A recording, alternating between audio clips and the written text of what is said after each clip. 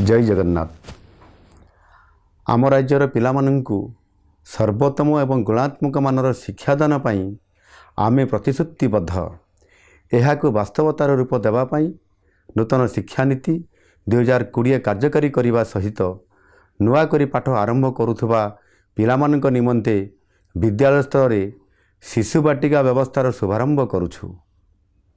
पिलामानंकु विद्यालय प्रति आकृष्ट करिया पाई प्रवेश उत्सव एवं खड़ी छुआ कार्यक्रम आयोजन करा जाउछि, जहाँ सेमानंक नाम लेखा एवं विद्यालयर प्रथम दिन को स्मरणीय कराइबो।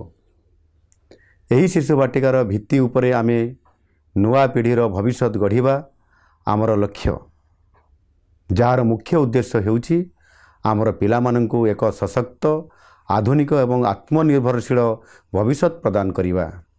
एही अवसर रे अभिभावक विद्यालय परिचालना कमिटी स्थानीय बुद्धिजीवी मानकु मोर अनुरोध, आपण माने समस्ते यही उत्सव रे शामिल हुअन्तु।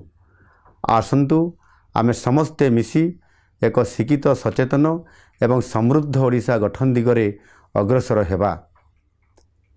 आम पिला मानकर एक सुंदर भविष्य पाई प्रयास करिबा। वंदे उत्कल जननी।